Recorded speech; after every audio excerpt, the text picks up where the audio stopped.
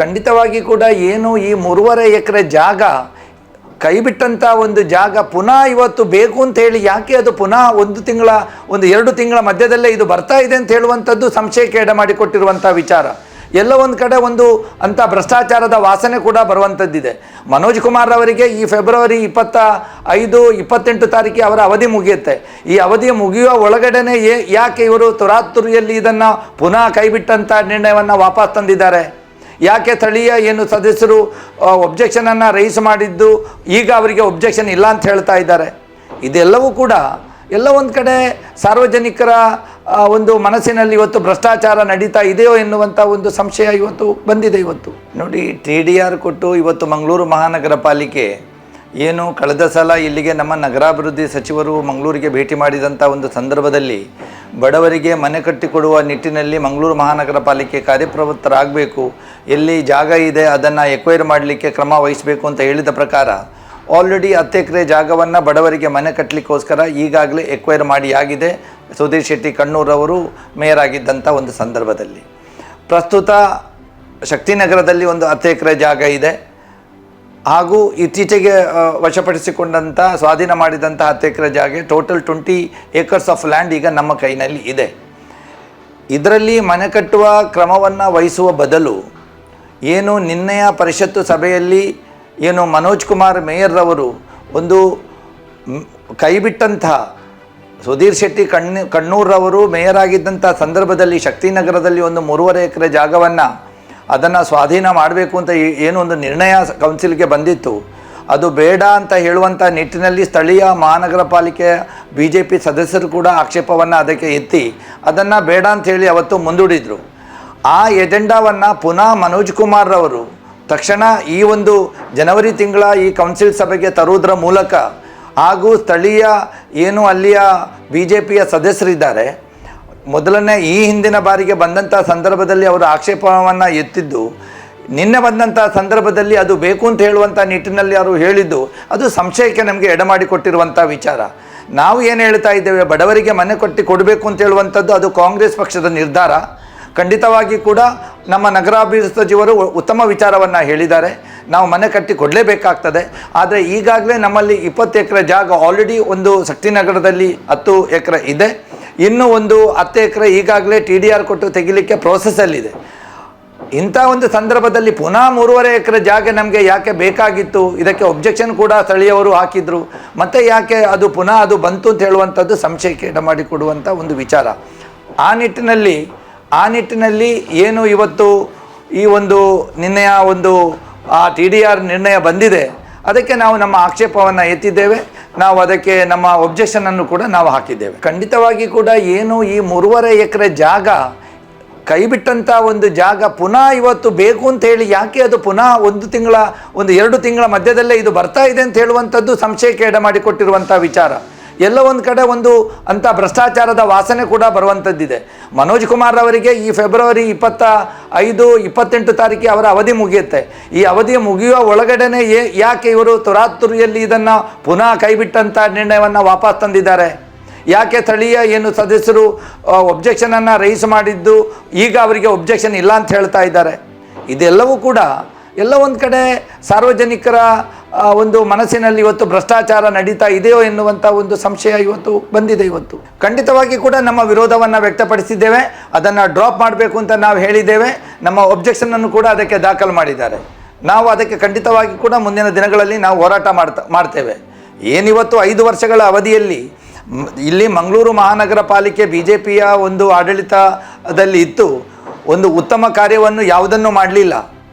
ಶಕ್ತಿನಗರದಲ್ಲಿ 930 ಬಡ ಕುಟುಂಬದವರಿಗೆ ಮನೆ ಕಟ್ಟಿ ಕೊಡಬೇಕು ಅಂತ 10 ಎಕರೆ ಜಾಗವನ್ನು JR ಲೋಬೋ ಶಾಸಕರು ಇದ್ದಂಥ ಸಂದರ್ಭದಲ್ಲಿ, ಈ ಹಿಂದಿನ ಕಾಂಗ್ರೆಸ್ ನೇತೃತ್ವದ ಸಿದ್ದರಾಮಯ್ಯ ಸರ್ಕಾರ ಇದ್ದಂಥ ಸಂದರ್ಭದಲ್ಲಿ ಅದಕ್ಕೆ ಸುಮಾರು 63 ಕೋಟಿ ರೂಪಾಯಿ ವೆಚ್ಚ ಮಾಡುವುದರ ಮೂಲಕ ಅದನ್ನು ಮನೆ ಕಟ್ಟಬೇಕು ಅಂತ ಹೇಳುವಂಥ ವಿಚಾರದಲ್ಲಿ ಎಲ್ಲವೂ ಆಗಿ ಬ್ಯಾಂಕಿನವರು ಸಾಲ ಕೊಡುವಂಥ ನಿಟ್ಟಿನಲ್ಲಿ ಫಲಾನುಭವಿಗಳಿದ್ದಾರೆ ಅವರಿಗೆ ಸಾಲ ಕೊಡುವ ನಿಟ್ಟಿನಲ್ಲಿ ಅವರ ಅರ್ಜಿಯನ್ನು ತಗೊಂಡು ಸಿಬಿಲ್ ಕೂಡ ಅವರು ವೆರಿಫೈ ಮಾಡಿ ಅಂಥ ಸಂದರ್ಭದಲ್ಲಿ BJPಯವರು ಅದು ಅರಣ್ಯ ಇದೆ ಆ ಭೂಮಿಯಲ್ಲಿ ಅಂತೇಳಿ ಅರಣ್ಯ ಇಲಾಖೆಗೆ ಅವರು ದೂರು ಅರ್ಜಿ ಕೊಡೋದ್ರ ಮೂಲಕ ಈ ಪ್ರಾಜೆಕ್ಟನ್ನು ಅವರು ನಿಲ್ಲಿಸುವಂಥ ಕೆಲಸವನ್ನು ಮಾಡಿದರು.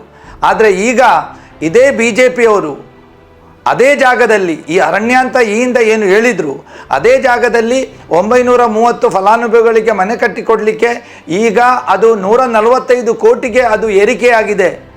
ಕಾಂಗ್ರೆಸ್ ಸರ್ಕಾರ ಇದ್ದಂಥ ಸಂದರ್ಭದಲ್ಲಿ 63 ಕೋಟಿಯಲ್ಲಿ 930 ಮನೆ ನಿರ್ಮಾಣ ಮಾಡಲಿಕ್ಕೆ ಸಾಧ್ಯತೆ ಇತ್ತು. ಆಗ ಒಬ್ಜೆಕ್ಟ್ ಮಾಡಿ ಸಮಸ್ಯೆ ಮಾಡಿದಂಥ ಇವತ್ತಿನ ಏನು BJP ಆಡಳಿತ ಏನಿದೆ, ಅವರು ಇವತ್ತು ಅದಕ್ಕೆ 145 ಕೋಟಿ ವೆಚ್ಚ ಆಗ್ತದೆ, ನಮಗೆ ಸಹಾಯ ಮಾಡಬೇಕು ಅಂತೇಳಿ ಈಗ ಸರ್ಕಾರಕ್ಕೆ ಅವರು ಪತ್ರವನ್ನು ಬರೆದಿದ್ದಾರೆ. ಇವರು ಈ 5 ವರ್ಷ ಅವಧಿಯಲ್ಲಿ ಒಂದು ಬಡ ಕುಟುಂಬಕ್ಕೆ ಅವರು ಮನೆಯನ್ನು ಕಟ್ಟಿಕೊಟ್ಟಿದ್ದಿಲ್ಲ. ಇವತ್ತು ಎಲ್ಲ STPಗಳು ಸೀವೇಜ್ ಟ್ರೀಟ್ಮೆಂಟ್ ಪ್ಲಾಂಟ್ ಏನು ಇವತ್ತು ಒಳಚರಂಡಿಯ ನೀರು ಅದನ್ನು ಇದು ಕ್ಲಿಯರ್ ಮಾಡಿ ಅದನ್ನು ಹೊರಗಡೆ ಬಿಡಬೇಕು ಅಂತ ಹೇಳುವಂಥ ನಿಟ್ಟಿನಲ್ಲಿ ಏನು ಸೀವೇಜ್ ಟ್ರೀಟ್ಮೆಂಟ್ ಪ್ಲಾಂಟ್ ನಾವು ಮಾಡಿದ್ದೇವೆ, ಯಾವುದು ಕೂಡ ಇವತ್ತು ಕಾರ್ಯಾಚರಣೆ ಸರಿಯಾಗಿ ನಡೀತಾ ಇಲ್ಲ. ಎಲ್ಲ ಇವತ್ತು ಒಳಚರಂಡಿಯ ನೀರು ನೇರವಾಗಿ ಇವತ್ತು ನೇತ್ರಾವತಿ ನದಿಗೆ ಹೋಗುವಂಥದ್ದು, ಫಲ್ಗುಣಿ ನದಿಗೆ ಹೋಗುವಂಥದ್ದು, ನಂದಿನಿ ನದಿಗೆ ಹೋಗುವಂಥದ್ದು, ಯಾರ ಕೃಷಿ ಭೂಮಿಯಲ್ಲಿ ಹೋಗಿ ಕೃಷಿ ಹಾಳಾಗಿರುವಂಥದ್ದು. ಇದನ್ನು ಕೂಡ ನಾವು ಎಷ್ಟೋ ಸಲ ನಾವು ಕೌನ್ಸಿಲ್ ಮೀಟಿಂಗ್ಗಳಲ್ಲಿ ನಾವು ಅವರಿಗೆ ಗಮನವನ್ನು ಸೆಳೆದಿದ್ದೇವೆ. ನಾನು ವಿರೋಧ ಪಕ್ಷದ ನಾಯಕ ಆಗಿದ್ದಾಗ ಕೂಡ ನಾನು ಗಮನ ಸೆಳೆದಿದ್ದೆ. ಅದಕ್ಕೆ ಇಷ್ಟವರೆಗೆ ಯಾವುದೇ ಪರಿಹಾರ ಅವರಿಗೆ ಕಂಡುಕೊಳ್ಳಲಿಕ್ಕೆ ಆಗಲಿಲ್ಲ.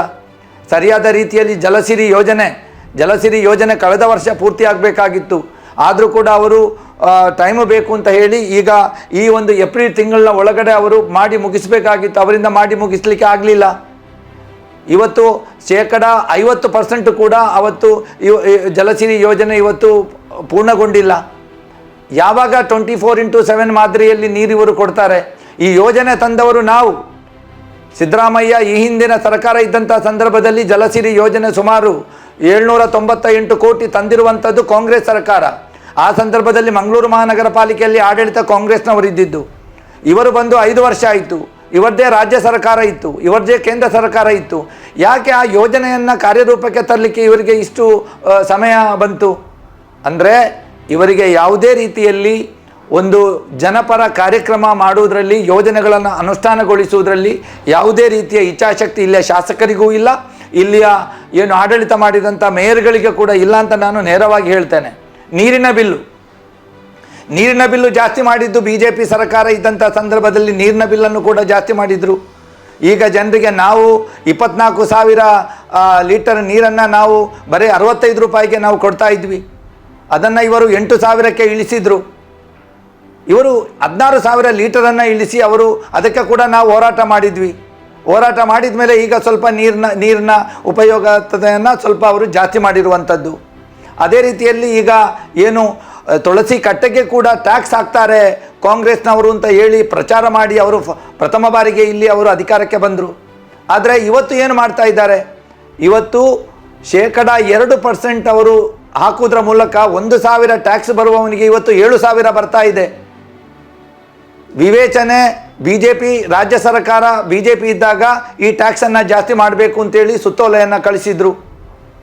ಇವರು ಸರಿಯಾದ ರೀತಿಯಲ್ಲಿ ವಿವೇಚನೆಯಿಂದ ಅದನ್ನು ಅವರು ಮಾಡಬೇಕಾಗಿತ್ತು. ಇವರು ವಿವೇಚನೆಯಿಂದ ಅವರು ಮಾಡಲಿಲ್ಲ. ಟ್ಯಾಕ್ಸ್ ಜಾಸ್ತಿ ಆದ ವಿಚಾರವಾಗಿ ಕಡಿಮೆ ಮಾಡಬೇಕು ಅಂತೇಳಿ ನಾವು ಹೋರಾಟ ಮಾಡಿ ನಾವು ಬಾವಿಗೆ ಕೂಡ ನಾವು ಕೌನ್ಸಿಲ್ ಸಭೆಯಲ್ಲಿ ನಾವು ಇಳಿದಿದ್ದೇವೆ, ಎಲ್ಲ ಮಾಧ್ಯಮಗಳಲ್ಲಿ ಬಂದಿದೆ. ಇವರು ಮಾಡಿದಂಥ ಜನಪರ ಯೋಜನೆ ಯಾವುದು ಅಥವಾ ಅಭಿವೃದ್ಧಿ ಕಾರ್ಯ ಯಾವುದು? ಸರಿಯಾದ ರೀತಿಯಲ್ಲಿ ಯಾವುದೇ ರಸ್ತೆಗಳನ್ನು ಅವರು ಪೂರ್ತಿ ಮಾಡಿಲ್ಲ, ಒಳಚರಂಡಿ ವ್ಯವಸ್ಥೆ ಸರಿಯಿಲ್ಲ, ಜಲಸಿರಿ ಯೋಜನೆಯನ್ನು ಅವರು ಮಾಡಲಿಲ್ಲ. ಎಲ್ಲ STP ಪ್ಲಾಂಟ್ಗಳು ಇವತ್ತು ಸರಿಯಾದ ರೀತಿಯಲ್ಲಿ ಕಾರ್ಯಾಚರಣೆ ಆಗ್ತಾ ಇಲ್ಲ. ಆಸ್ತಿ ತೆರಿಗೆ ಇವತ್ತು ಎಷ್ಟೋ ಪಟ್ಟು ಜಾಸ್ತಿ ಮಾಡಿದ್ದಾರೆ. ನೀರಿನ ಬಿಲ್ಲನ್ನು ಇವರು ಜಾಸ್ತಿ ಮಾಡಿದ್ದಾರೆ.